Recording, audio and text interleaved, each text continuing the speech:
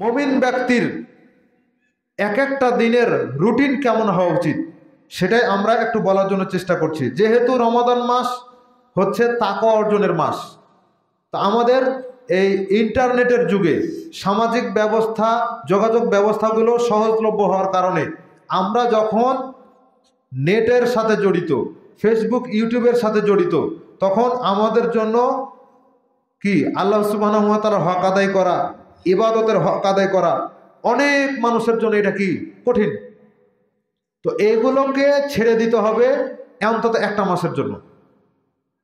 Facebook YouTube মানে যেটা আপনার জন্য অকল্যাণকর, ফেসবুক ইউটিউব যদি আপনার জন্য কল্যাণকর হয়, মানে আপনি দাওয়াতি কাজ করেন, তাহলে যতটুকু প্রয়োজন সেটুকু। বাকি যেটুকু আপনার অযথা সময় নষ্ট করে, যেটুকু আপনাকে পাপ কাজের দিকে নিয়ে যায়, ওইটুকু অবশ্যই ছাড়তে হবে। অন্তত একটা মাসের জন্য ছাড়েন। একটা মাসে যদি আপনি এগুলো ছেড়ে থাকতে পারেন, ইনশাআল্লাহ পরবর্তী সময়গুলো আপনার জন্য সহজ হয়ে যাবে। আপনার মনে চিন্তা হবে, একটা মাস ছাড়তে পারলাম, যেই আল্লাহ সন্তুষ্টির জন্য এক মাস গুনাহ ছেড়েছি, আমি এই অবস্থায় মারা গেলে জাহান্নামে যেতে হবে, তো কি দরকার পড়েছে আমি একটু ছেড়ে থাকি না কেন? এই একটা মাস আপনার জন্য সহজ করে দিবে পাপ কাজ ছাড়তে। অবশ্যই নিজেকে বিরত রাখার জন্য চেষ্টা করুন।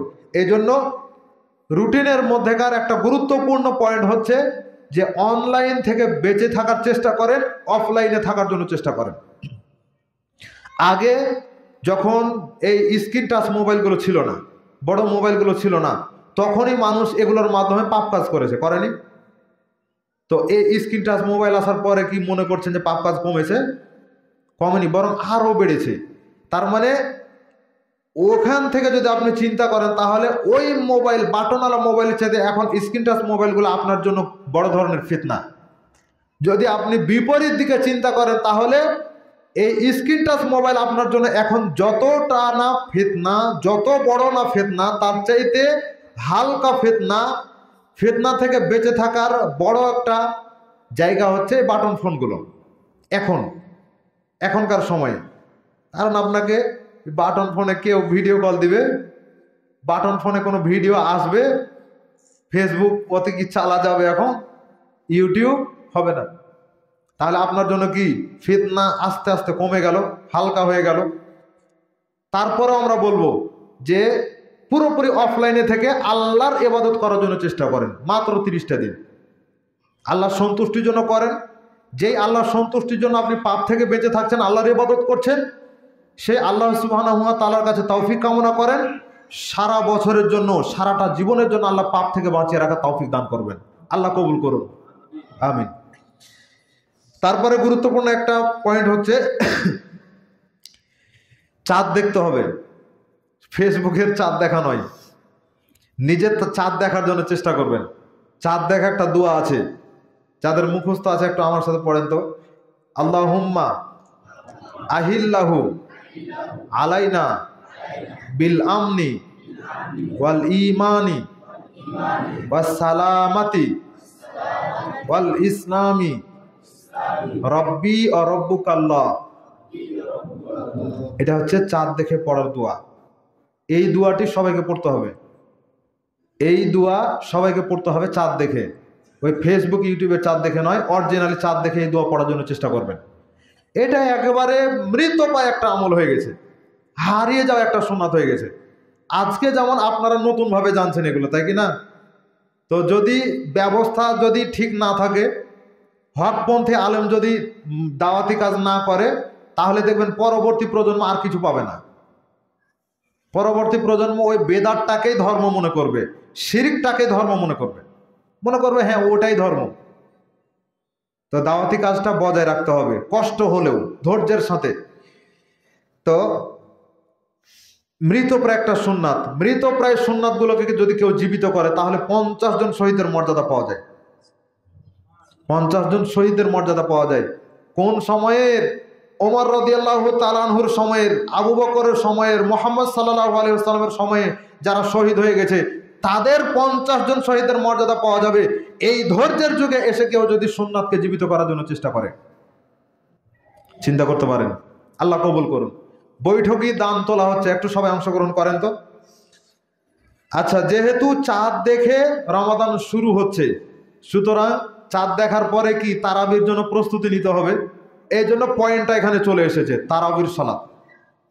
এশার সালাতের পরে তারাবির সালাত আদায় করার জন্য আমাদেরকে চেষ্টা করতে হবে। প্রথম দিন যেহেতু সূর্য অস্ত যাওয়ার মাধ্যমে দিন শুরু হচ্ছে, তাই তারাবিটাও শুরু হবে ওই দিন থেকেই, যদিও আপনি ওই দিন সিয়াম পালন করেননি। কেন করেননি? কারণ দিন শেষ হওয়ার পরে আপনার তারিখ চেঞ্জ হচ্ছে, এই জন্য। তো ফরজ সালাতের পর সর্বোত্তম সালাত হচ্ছে তারাবির সালাত, মানে তাহাজ্জুদ। তারাবিটা নামকরণ, তাই বলতে হচ্ছে, অনেক মানুষ বুঝবে না, এই জন্য বলতে হচ্ছে। আবার রমাদানের মধ্যেকার একটা গুরুত্বপূর্ণ সালাত তারাবির সালাত, যেই সালাত এর ফজিলত আপনি আমি শুনলাম যে ইমানের সাথে নেকির আশায় আদায় করলে জীবনের গুনাহ সব মাফ হয়ে যায়, তাই কি না? আর একটা নতুন একটা ফজিলত শুনেন, মানে নতুন, সরি আল্লাহ ক্ষমা করুন, নতুন নয় পুরাতনই, কিন্তু আমাদের কাছে নতুন। আমি যে জায়গা থেকে নোট করেছি সে বইটা আমার কাছে কয়েক বছর থেকে আছে, তবু আজকে পড়তে লেগে মনে হচ্ছে আমার কাছে নতুন মনে হচ্ছে। আল্লাহু আকবার। মানে স্মরণে না থাকার কারণে। আল্লাহ আমাদেরকে ক্ষমা করুন এবং সঠিক আমলগুলো করার তৌফিক দান করুন। কেউ যদি সিয়াম পালন করে, তারাবির সালাত আদায় করে, তাহলে সে শহীদদের মর্যাদা পাবে, শহীদদের মর্যাদা পাবে কিয়ামতের দিন, এবং সত্যবাদী হিসেবে কিয়ামতের দিন উঠবে। এত বড় ফজিলত আল্লাহ সুবহানাহু ওয়া তাআলা দিয়েছেন, যেটা সহিহ ইবনে খুজাইমার মধ্যে রয়েছে 2212 নম্বর হাদিস। এটা একাকী আদায় করা যায়, এবং যে ব্যক্তি তাহাজ্জুদ পড়তে অভ্যাসী শেষ রাতে, সে ব্যক্তি একাকী আদায় করবে, এটাই তার জন্য উত্তম। আর দুর্বল মানুষ যারা, ও তাহাজ্জুদ কি জিনিস সারাটা বছরে ও কোনো দিন চিন্তা ভাবনাও করেনি, মানে ফরজই পড়তে পারে না তাহাজ্জুদ, তো এটা একটা তুচ্ছ করে দেখা হচ্ছে, এভাবে বলতে হবে না যে পড়তে পারিনি। তো যে ব্যক্তি শেষ রাতে উঠে তাহাজ্জুদ পড়তে অভ্যাসী নয়, তাদের জন্য আমাদের পরামর্শ থাকবে, হাদিস ভিত্তিক পরামর্শ হচ্ছে যে তিনি ইমামের সাথে প্রথম রাতে এশারের পরে তারাবির সালাত পড়ে নিক, এটাই তার জন্য উত্তম হবে, এটা তার জন্য উত্তম হবে। এবং সে যদি এভাবে পড়ে, তাহলে তার জন্য ইমামের শেষ পর্যন্ত থেকে সালাত পড়লে সারা রাত নফল সালাত পড়ার মতো নেকি হবে। তাহলে এক রমাজানে আপনি 2 রমাজান পেয়ে গেলেন, একের ভিতর 2 হলো না? একদিন তারাবির সালাত ইমামের সাথে শেষ পর্যন্ত পড়লেন, তার মানে কি 2 তারাবির নেকি হয়ে গেল, তাই না? তাহলে এক রমাদান 30 দিন, মানে কি 60 দিনের হয়ে গেল, একের ভিতর 2, আলহামদুলিল্লাহ। এত বড় ফজিলত পাওয়া যাচ্ছে। আর যদি জামাতের সাথে বা একাকী যদি তাহাজ্জুদের ওয়াক্তে শেষ রাতে উঠে, তাহলে শেষ রাতে উঠার সময় তাকে ঘুম থেকে উঠার দোয়া পড়তে হবে। ঘুম থেকে উঠার পরে যে দোয়া পড়লেন, তারপরে লা ইলাহা ইল্লাল্লাহু ওয়াহদাহু লা শারীকা লাহু লাহুল মুলকু ওয়া লাহুল হামদু ওয়া হুয়া আলা কুল্লি শাইইন কাদির, সুবহানাল্লাহি ওয়া আলহামদুলিল্লাহি ওয়া লা ইলাহা ইল্লাল্লাহু আল্লাহু আকবার ওয়া লা হাওলা ওয়া লা কুওয়াতা ইল্লা বিল্লাহ, এই দোয়া পড়তে হবে। তারপরে মুখস্থ অথবা দেখে দেখে সূরা আলে ইমরানের শেষ 10 আয়াত পড়তে হবে, অথবা 5 আয়াত, দুইটারই বিবরণ হাদিসে রয়েছে। হয় 10 আয়াত পড়তে হবে, না হলে 5 আয়াত পড়তে হবে। দিয়ে তারপরে তখন সে তাহাজ্জুদ সালাত পড়বে, একাকী হোক আর জামাতের সাথে হোক, যদি শেষ রাতে পড়তে অভ্যাসী হয় তাহলে। এটা গেল তারাবির সালাত। এরপরে ধীর স্থিরতার সাথে সালাত আদায় করতে হবে, যেটা 22 তারিখের মাহফিলেও বলে গেছে। আলহামদুলিল্লাহ, আল্লাহ যেন তাদেরকেও কবুল করে নেন, আমিন। অন্তত সালাতের সাথে যেন কোনো প্রকার ফাইজলামো না হয়। 5 ওয়াক্ত সালাত যেমন ধীর স্থিরতার সাথে হয়, তারাবির সালাতও ধীর স্থিরের সাথে হওয়া বাঞ্ছনীয়। আমাদের মতো লম্বা না করুক, কিন্তু তারপরেও কি ধীর স্থিরতা ঠিক রাখতে হবে না? একটু আগে এশারে সালাত পড়লো 4 রাকাত, কোনো একটা রাকাতে কি সে দ্রুত পড়েছে? পড়েনি। কোনো একটা রুকু, কোনো একটা সিজদা কি সে দ্রুত করেছে? করেনি। অথচ একটু পরে তারাবি পড়ছে, তখন দ্রুত পড়ছে। এটা কামনা করা যায় না। আবার তার একটু পরে অথবা 4 রাকাত পর পর মোনাজাত করছে, তখন ইয়া মুজিরি দোয়া পড়ছে, মোনাজাত করছে, বেদাতি মোনাজাত সবাইকে নিয়ে, তখন ঠিক ধীর স্থিরভাবে পড়ছে।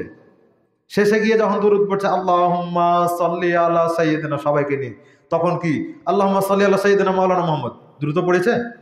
তখন ধীরে স্থিরতার সাথে পড়ছে। তো ওগুলো তো বিদাতি কাজ।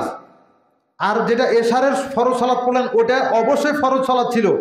তো বেদাতটাকে যত্নের সাথে করতে পারেন, ফরজ সালাতটাকে কিছুটা যত্নের সাথে করলেন, তারাবির সালাতটা আপনার কি দোষ করলেন?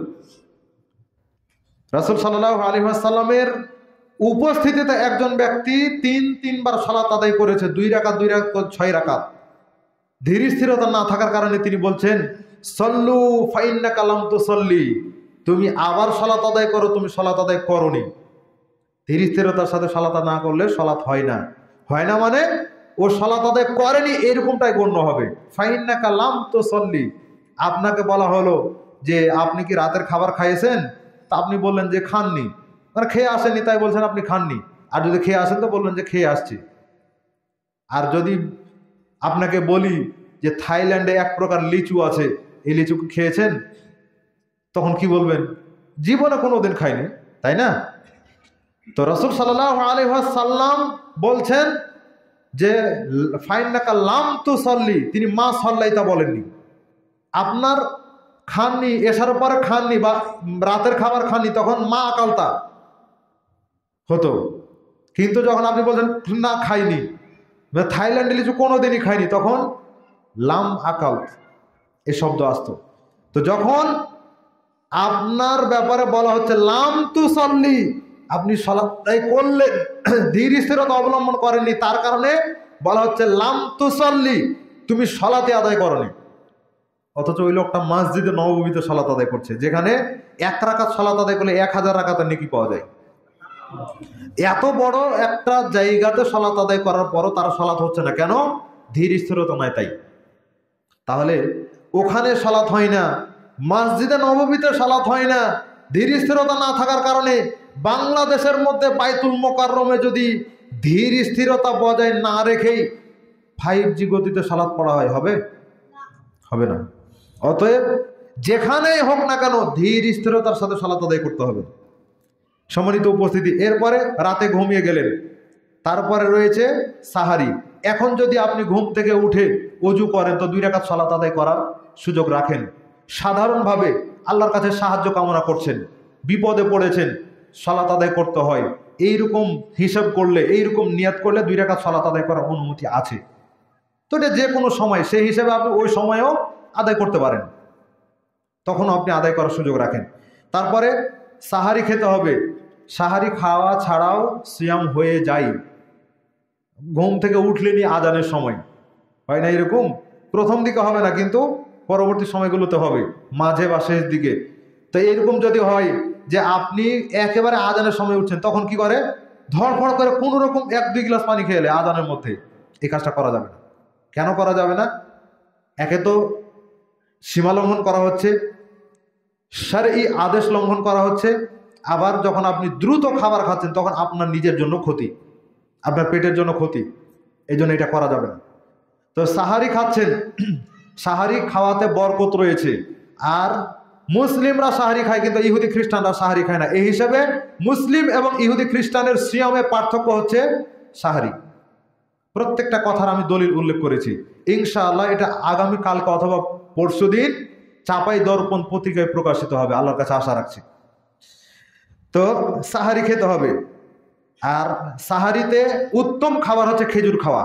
আপনি আমি জানি শুধু ইফতারে খেজুর খাওয়া সুন্নাত, নাকি? এটাই আপনি আমি জানি, সাহারিতেও খেজুর খাওয়া সুন্নাত। তো শুধু খেজুর খাবেন, আর অন্য খাবার যদি খেতে চান তো খান, সমস্যা নাই। তবে রমাদানে সিয়াম পালন করার পরেও কেন ওজন কমে না, ওজন কোনো বেড়ে চলে যায়? খাবারের মধ্যে গন্ডগোল আছে, তাই না?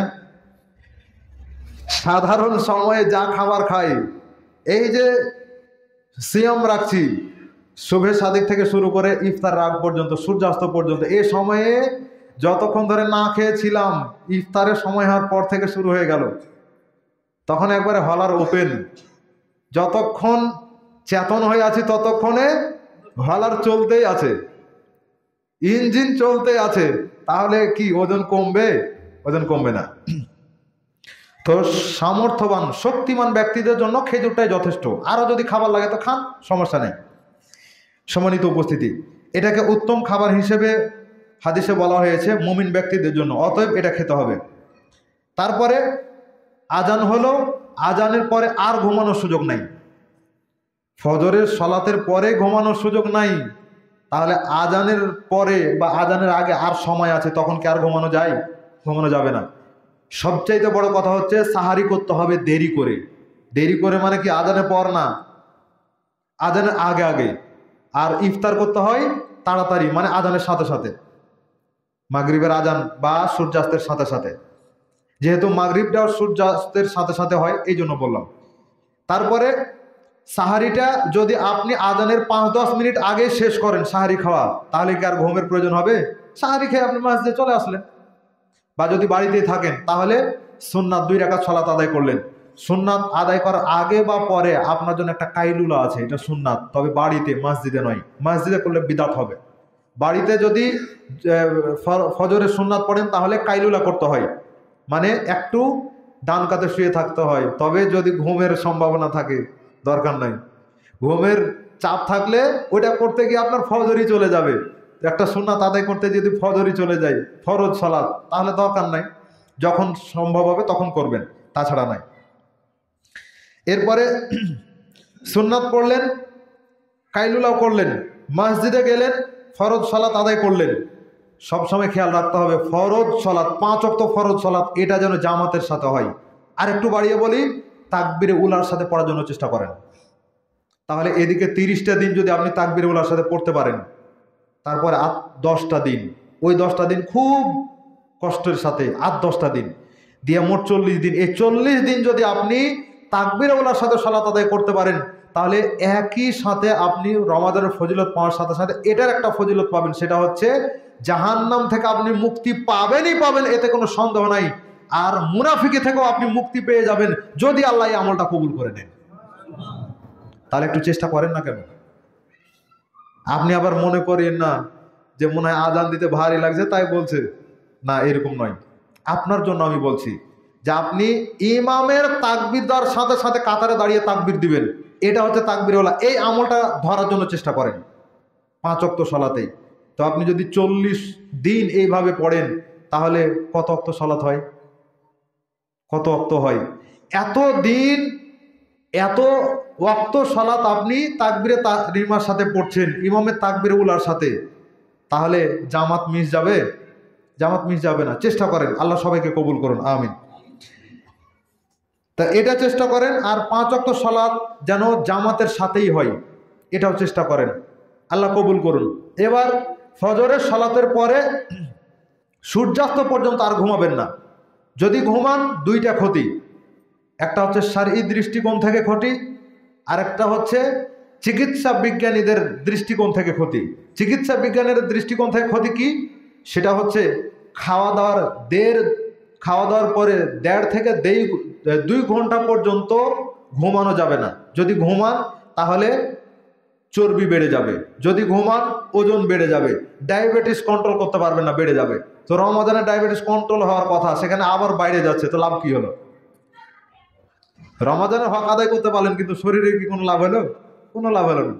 তো এটা হচ্ছে চিকিৎসা বিজ্ঞানীদের দৃষ্টিকোণ থেকে। আর শারঈ দৃষ্টিকোণ থেকে রাসূল সাল্লাল্লাহু আলাইহি ওয়াসাল্লাম আল্লাহর কাছে দোয়া করছেন যে আল্লাহ, আমার উম্মতকে আপনি সকালবেলায় বরকত দান করেন, ভোরবেলায়, সকালবেলায় আপনি তাদেরকে বরকত দান করেন। তাহলে সকালবেলা সূর্যাস্ত পর্যন্ত এ সময় ঘুমাবেন না, এ সময় বরকত আছে। আবার সূর্যাস্তের পরে ওই একই জায়গায় যেখানে ফরজ সালাত পড়েছেন সেখানে বসে থাকলেন, থেকে আপনি সূর্যাস্তের পরে 10-15 মিনিট 20 মিনিট পরে আপনি 2 রাকাত সালাত আদায় করবেন। এটা হচ্ছে ইশরাকের সালাত। এই সালাত আদায় করলে আপনাকে একটা কবুল হজের এবং কবুল উমরার নেকি আল্লাহ দিয়ে দিবেন, যেটা আপনি ওই সৌদি আরবে গিয়ে আদায় করে হয়তোবা টাকার গোলমাল, নিয়তের গোলমালের কারণে কবুল নাও হতে পারতো, কিন্তু কবুল জিনিসটা আল্লাহ আপনাকে তুলে দিবেন শুধুমাত্র এই 2 রাকাত সালাতের কারণে। আদায় করার জন্য চেষ্টা করতে হবে। আর এই যে মাঝখানে এই সময়টা কি করবেন? তাহলে দোয়া, জিকির, আজকার, তাসবিহ, তাহলিল করতে হবে, কোরআন তেলাওয়াত করতে হবে। ওই যে বলেছি প্রতিদিন 1 পারা করে কোরআন তেলাওয়াত করেন, তাহলে 30 দিনে 30 পারা হবে। তো এই 1 পারা কোরআন তেলাওয়াত এখানে আপনার জন্য সহজ হবে। এরপরে এখন যদি ঘুমাতে চান তাহলে সূর্যাস্তের পরে ঘুমাতে পারেন। আরেকটা সময় হচ্ছে দুপুরের পরে। তা আমরা যেহেতু কোরআন শিক্ষা দিচ্ছি, দুপুরের পরে আমাদের ক্লাসটা চালু হবে ইনশাআল্লাহ। তো এই জন্য আমরা বলবো যে আবারও যদি নতুনভাবে কেউ পড়তে চান তাহলে পড়তে পারবেন, ওই সময় আর ঘুমায়েন না, অন্য সময় একটু ঘুমের হক আদায় করে নেবেন। জোহরের সালাত, জোহরের সালাতের জন্য যাবেন। যদি আপনি সূর্য ওঠার পরে ঘুমান, ঘুম থেকে ওঠার পরে আপনি আপনার প্রয়োজনীয় কাজ করবেন, গোসল করবেন, জোহরের সালাতের জন্য যাবেন। তার আগে জাওয়ালের 4 রাকাত সালাত রয়েছে, এটা হচ্ছে জাওয়ালের সালাত, মানে সূর্য মাথা বরাবর যাওয়ার আগেই বা পরে, কিন্তু জোহরের আজান হওয়ার আগেই। তো এই 4 রাকাত সালাত আদায় করতে পারেন, ফজিলত আছে, আল্লাহ আসমানের দরজা খুলে দিবেন। তারপরে জোহরের সালাত আদায় করলেন। জোহরের সালাতের পরে যদি ওই সময় ঘুমিয়ে না থাকেন তাহলে এখানে একটু কাইলুলা করেন, ঘুমান বা বিশ্রাম নেন। তারপরে যে সময়টা পাবেন সেই সময়টা কাজে লাগান। এরপরে আসরের সালাত, রাসূল সাল্লাল্লাহু আলাইহি ওয়াসাল্লাম এই সময়ে ফাঁকা টাইমে তিনি স্ত্রীদেরকে সাংসারিক কাজে সহযোগিতা করতেন, তাদের প্রয়োজনীয় কাজে তাদেরকে সহযোগিতা করতেন। সালাতের সময় হতো তখন তিনি সালাতে যেতেন। এবার আসরের সালাত আদায় করলেন। আসরের সালাতের পরে সকাল সন্ধ্যার দোয়া আছে, সেগুলো করতে হবে। কোরআন তেলাওয়াত আছে, সেগুলো করতে হবে। দাওয়াতি কাজ করারও একটা বড় সুযোগ।